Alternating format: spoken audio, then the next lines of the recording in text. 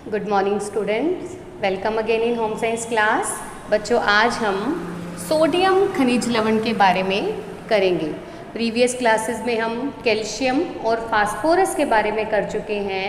यह तीनों ही मुख्य खनिज लवण हैं जो कि अधिक मात्रा में हमारे शरीर में पाए जाते हैं। सोडियम जो है वो क्लोरीन के साथ मिलकर सोडियम क्लोराइड के रूप में पाया जाता है। सोडियम और क्लोरीन जो है ये मिलकर सोडियम क्लोराइड के रूप में पाए जाते हैं। सोडियम क्लोराइड हमारा साधारण नमक है। तो नमक के अंदर सोडियम प्रचुर मात्रा में पाया जाता है। सोडियम जो है ये हमारे जो है कोशिकाओं के अंदर, बाह्य कोशिकाओं और अंत्य कोशिकाओं में मुख्य रूप से पाया जाता है। मानव शरीर के अंदर जो है 100 ग्राम सोडियम विद्यमान रहता है, जिसका 50% भाग जो है वो बाह्य कोशिकीय द्रव के अंदर पाया जाता है और शेष जो 50% भाग है वो अंत्य कोशिकीय द्रव, रक्त प्लाज्मा और जो है मांसपेशियों के अंदर भी पाया जाता है। 50% भाग बाह्य कोशिकीय द्रव में और शेष 50% भाग जो है वो अंत्य कोशिकीय द्रव, रक्त प्लाज्मा और मांसपेशियों के अंदर पाया जाता है। हड्डियों में भी जो है सोडियम पाया जाता है। तो नेक्स्ट बात आती है सोडियम के कार्य। सोडियम का जो मुख्य कार्य है वो फर्स्ट है अम्ल क्षार संतुलन को नियंत्रित करना। रक्त के अंदर जो है ना तो रक्त का पीएच ये सामान्य से अधिक होने देता है, ना सामान्य से कम होने देता है।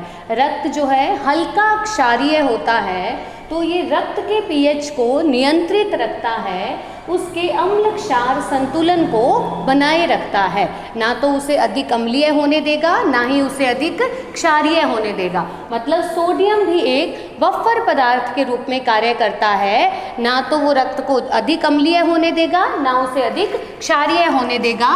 तो ये रक्त के अम्ल क्षार संतुलन को नियंत्रित रखता है।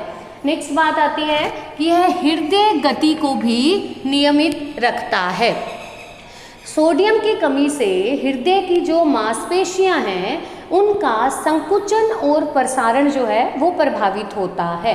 तो सोडियम जो है वो हृदय की गति को भी नियंत्रित रखता है, क्योंकि हृदय गति जो है वो हृदय के संकुचन और प्रसारण का ही एक रूप है। तो संकुचन और प्रसारण जो है वो सोडियम से अफेक्टेड होता है, तो सोडियम हृदय की गति को भी नियंत्रित रखता है। नेक्स्ट आता है जल संतुलन में सहायक। सोडियम आयन जो है वो पसीने के रूप में हमारे शरीर से बाहर भी निकलता रहता है। तो अगर शरीर के अंदर जल की मात्रा अधिक हो गई है तो वो पसीने के रूप में अधिक बाहर निकलती है, और यह जल की मात्रा को भी बॉडी के अंदर जो है नियमित रखता है। जल के संतुलन को भी यह शरीर में बनाए रखता है। नेक्स्ट आता है कार्बोहाइड्रेट के अवशोषण में सहायक। कार्बोहाइड्रेट का जो अवशोषण है वो छोटी आंत्र में हो जाता है और सोडियम आयन इसके लिए उत्तरदायी है। सोडियम की कमी होने पर कार्बोहाइड्रेट जो है वो प्रॉपर रूप से शरीर में एब्जॉर्ब नहीं हो पाता है। नेक्स्ट आता है मांसपेशियों के संकुचन में सहायक। सोडियम जो है यह हमारी मांसपेशियों के संकुचन और प्रसारण के लिए भी आवश्यक है। सोडियम की कमी से मांसपेशियां जो है शिथिल हो जाती हैं, कमज़ोर पड़ जाती हैं। नेक्स्ट आता है रासायनिक दाब को नियंत्रित रखना। सोडियम जो है रक्त के अंदर रासायनिक दाब को भी नियंत्रित रखता है। यह न तो रक्त को अधिक पतला होने देता है, न ही रक्त को अधिक गाढ़ा होने देता है। मतलब ये रक्त के आयतन को जो है वो सामान्य बनाए रखता है। नेक्स्ट आता है नाड़ी उद्दीपन में सहायक। तंत्रिकाओं की संवेदनाओं के लिए, नाड़ियों के उद्दीपन के लिए भी सोडियम आयन की आवश्यकता होती है। तो ये मुख्य कार्य हैं सोडियम के। नेक्स्ट आती है सोडियम प्राप्ति के साधन, कि सोडियम हमें कौन कौन से भोज्य पदार्थों से मिलता है। सोडियम जो है मुख्य रूप से सभी भोज्य पदार्थों में पाया जाता है, चाहे वो कम मात्रा में उपस्थित हो चाहे वो अधिक मात्रा में उपस्थित हो, लेकिन कुछ ना कुछ मात्रा में यह सभी भोज्य पदार्थों में पर्याप्त रूप से अवेलेबल रहता है। लेकिन सोडियम जो है नमक के अंदर, जो साधारण नमक हम खाते हैं वो मुख्य रूप से है ही सोडियम क्लोराइड, वो सोडियम और क्लोरीन से बना है, तो उसमें सोडियम की प्रचुर मात्रा जो है पाई जाती है।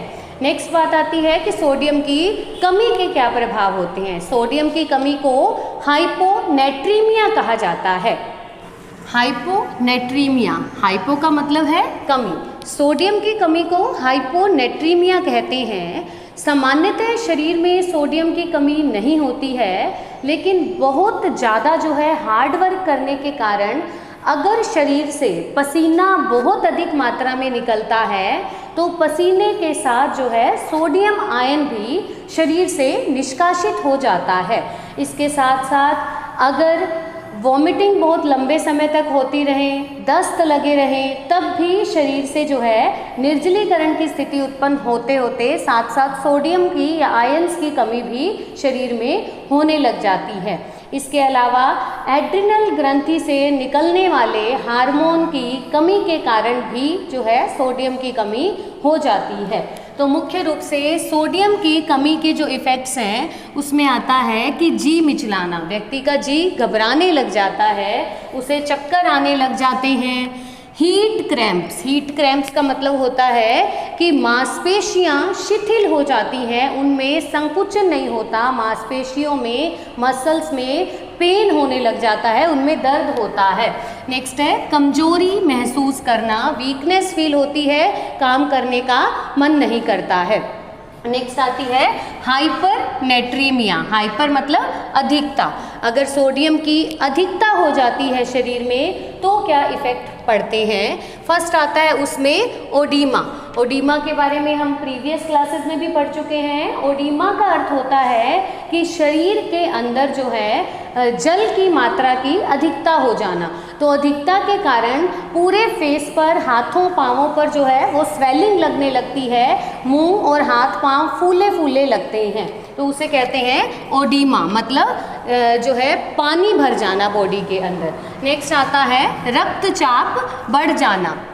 सोडियम आयन की अधिकता के कारण जो है वो ब्लड प्रेशर की प्रॉब्लम भी होने लग जाती है। व्यक्ति का बीपी जो है, रक्तचाप जो है वो हाई होने लग जाता है। नेक्स्ट आती है रक्त का आयतन बढ़ जाना।